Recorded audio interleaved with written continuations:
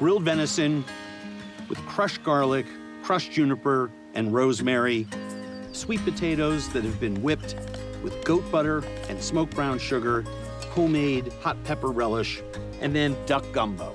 God, I love cooking outdoors.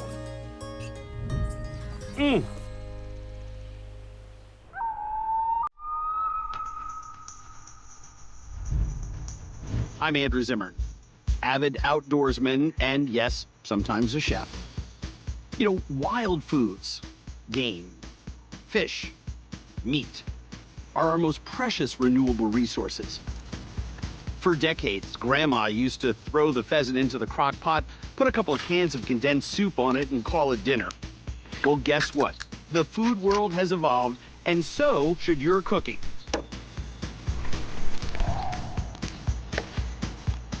Welcome to Andrew Zimmern's Wild Game Kitchen.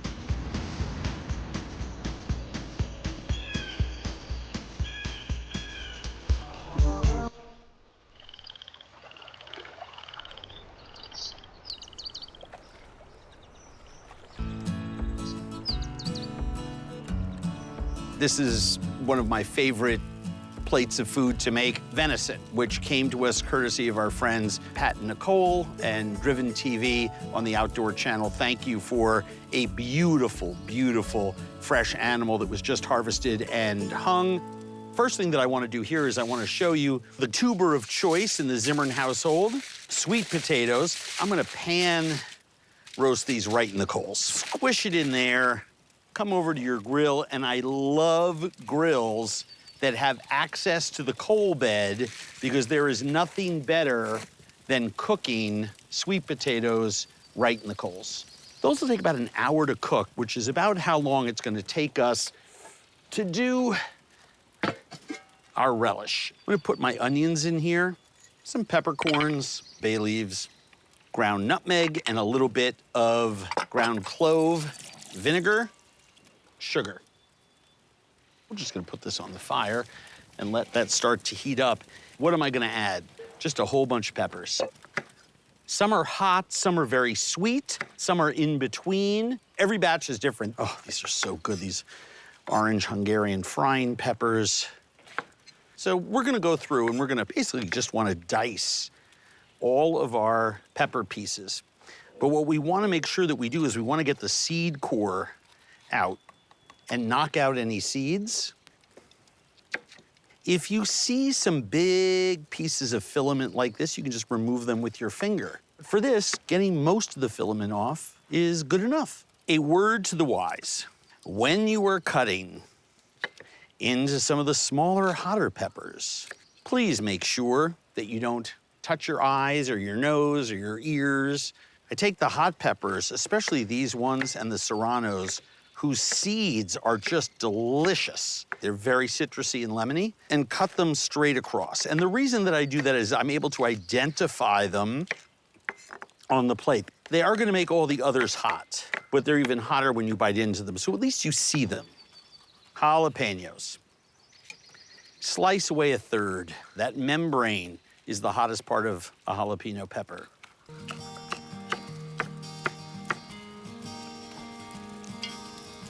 We're just gonna let that simmer, let that sugar and vinegar go down. The only thing that we need here is a little salt. All right, here's the fun part. We're gonna make a little marinade for our venison, something super light. I'm a big fan of smashed garlic. Just a couple of smashed cloves are plenty. It's going to infuse into my oil and get onto my meat. Freshly ground pepper, don't be stingy with it. Salt, juniper berries.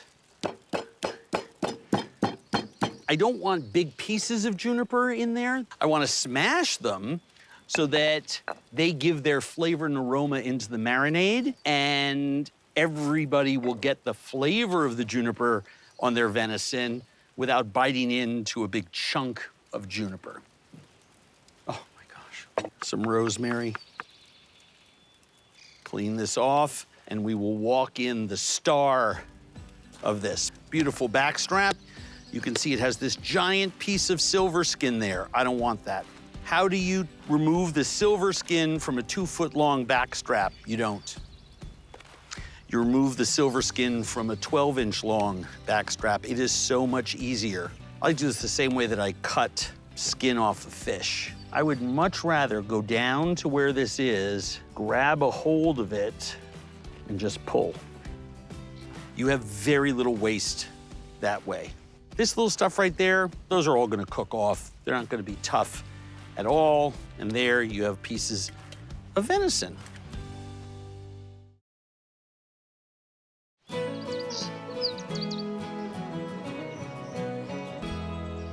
This is a rear leg of that venison that we got. You've got 7 or 8 primary muscles inside this leg. What I like to do, just use the tip of my knife and trace that line.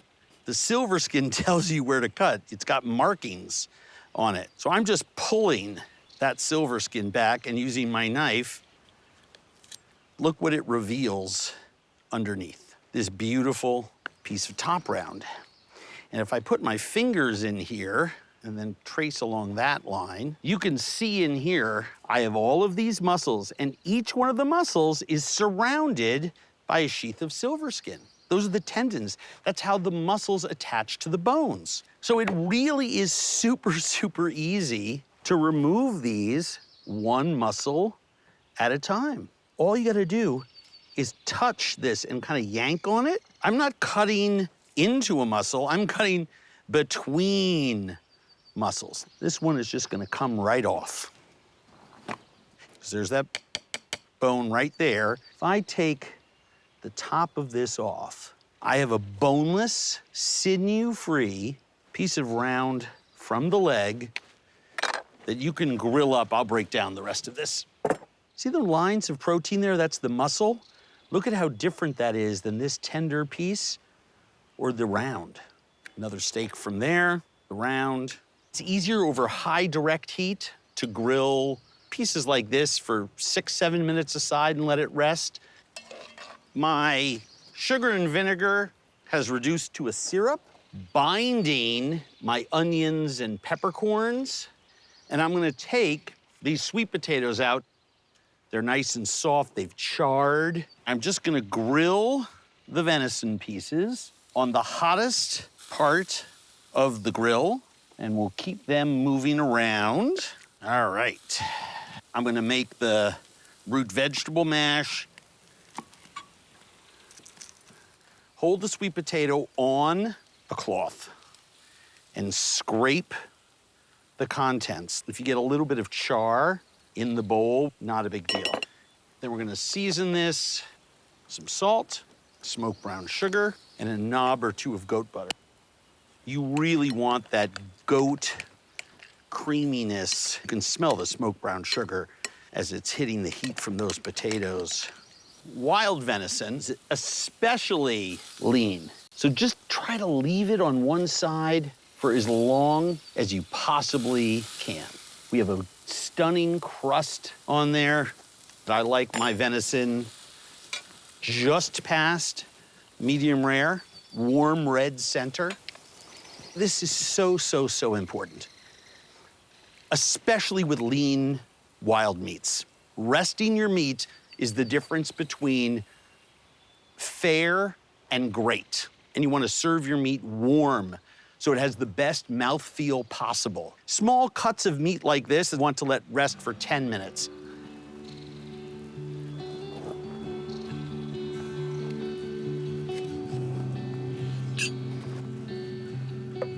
There we have a stunning, perfect pink, perfectly cooked. There's no fat. I mean, that is one lean, soft cut of meat. If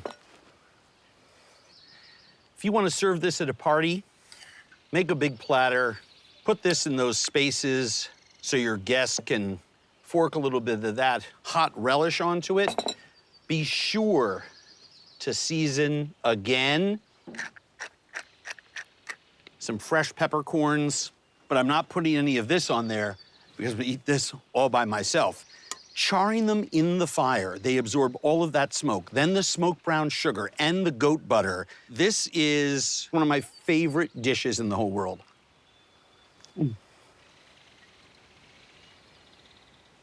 This is the food that gives you the biggest warm hug of them all, right here. If you make anything, make this.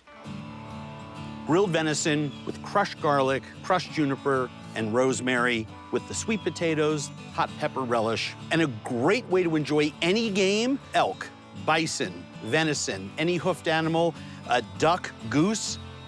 This is the way to go.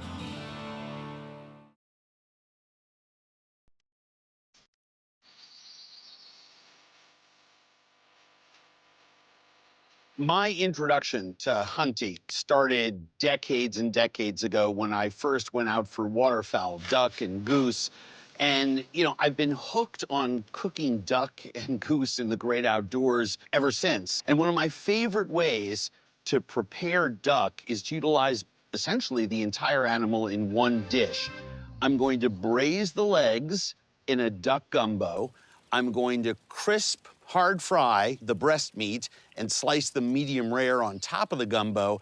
And the frames are what we made this stock with. The first thing that we have to do with a good gumbo, and really what I find is the defining ingredient in a gumbo, besides the okra, is in the roux. If you don't have a dark, smoky roux, I don't think you really have the proper foundation for the dish. So the first thing that we want to do, I'm gonna add the oil, and then we wanna add our flour, equal parts of each. We wanna essentially cook this roux until it turns from blonde to red to brown to dark mahogany brown. The pan will tell us if we need to put more coals in, take some out. We have, you know, ambient throw in terms of heat from this side pile of coals, so of course it's gonna be cooking harder on that side. We just need to watch out for that. The fun part about cooking over live fire is that it's inconsistent. We've used so many pieces of equipment in this show.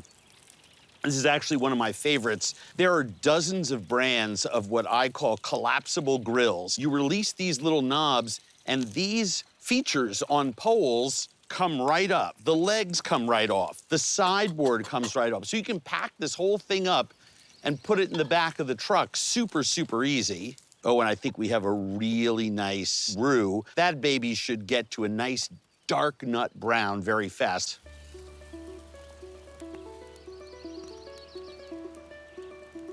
I like to cut my okra in half at an angle for this. I like to bite down on big pieces of it. I know some people are afraid of okra. They find it slimy. When it's cooked in a gumbo, it's anything but.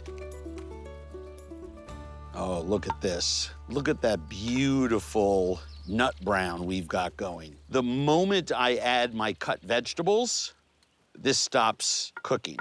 We are now going into that dark brown mahogany territory. So let's start to add our other ingredients. Onion, celery, peppers. And I'm just gonna let those vegetables cook for a minute or two. Add my okra, my garlic. I add my garlic at the end. Why? Because it's safe to. If I added it into the roux, it would scorch and leave a real burnt flavor in my dish. Same with my thyme. I just put that on top. I'm not even stirring. I'm just letting the heat from the vegetables cook those. And about half of my filet, my sassafras powder. 2 bay leaves. And with my hot chili, I'm actually just gonna cut it in half. Just cut it in half. It's all you need to do. Don't touch the inside, it's very, very hot. And then let's incorporate those flavors. Oh my gosh, look at that.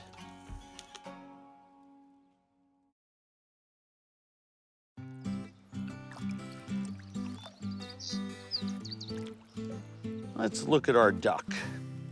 It's so easy to take legs off of poultry. Just pop that bone back, and you could see I'm tapping against it. That's that thigh joint. And all I'm gonna do is just lay my knife flat against the duck, go around that ball joint, scoop in all the way so I get that little oyster, and I'm just gonna lay that to brown against the edge of the pot. And I don't need any other oil. I can just brown these duck dark quarters against the edge there, and it's gonna start rendering out its fat. We're just gonna get a nice sear there on the side of the pan. This is rock solid campfire cooking. All right, our duck is crisped. I'm gonna use alligator andouille sausage. Why? Well, because it has the name andouille in it. And you should have a nice pork andouille, but this one has pork in it as well as some alligator. I think that's kind of fun. And all I'm gonna do is slice this into rings. That sausage will be in our gumbo. And again, I'm just throwing those pieces of sausage up against the hot side of our grill. Next thing that I wanna do is I wanna add my tomatoes. You can use canned if you want. Add my Worcestershire and my stock. Now, if you don't make your own duck stock and you wanna use something that comes from a box, there's lots of really good brands out there. That right there, that's not the texture of stock. That has nice body to it. We need to let this braise for 90 minutes. So now, probably the most important thing that we do the whole day, move this back to a hotter place. We're just gonna move some of our coals around. And once I get it to a simmer, we're gonna let that cook for 90 minutes.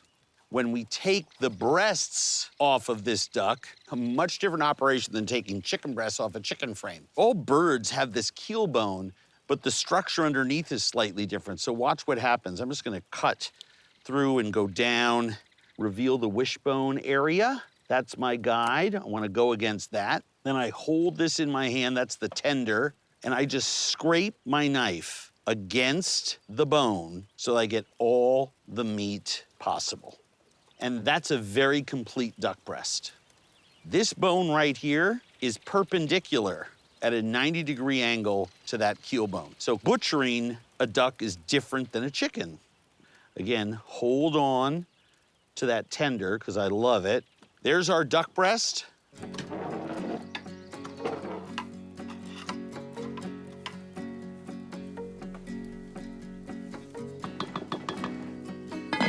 Okay, so this has been simmering for about an hour and a half, hour and 40 minutes. This is pretty hot. These won't take long to cook. I just want to use a sharp knife and score this. Cooks faster, but it also prevents it from curling up in a really tight ball. Always season everything. But ideally, we roast it slowly and long on one side so we get a nice brown. Salt for the gumbo. Woo! You see those duck quarters in there? You see how that consistency is just absolutely perfect? We're gonna add the rest of our filet, our ground sassafras. It just gives a little bit of thickening and the sort of rootsy, medicinal, I mean, you can barely pick it up, but you know it if it's missing. And you know what's perfect on a cold, rainy day in the fall? Big steaming bowl of hot gumbo. These duck breasts have been on for about 5-6 minutes. We have them 8 inches above a medium coal bed, just slightly off direct heat. And I just want to show you, look what's happened. We're rendering the fat and crisping this low and slow over this fire. And the flavor of a duck breast cooked over hardwood coals is absolutely unbeatable. So let's turn, we have a nice golden brown on both of these duck breasts. Typically, the star of the show is this duck dark quarter. But what I want to do is I want to put it in a bowl and put some thigh meat in one, shred some thigh meat into another. So now we have our shredded braised duck that was in the gumbo to begin with. And then that incredible gumbo. Do you remember I promised you at the end of the whole thing what the consistency of this would be like? Yeah, that's right. Then some warm white rice to garnish, because you need that with gumbo. Look at that beautiful medium rare there. Just put a couple slices of this perfectly cooked and rested duck meat onto those bowls.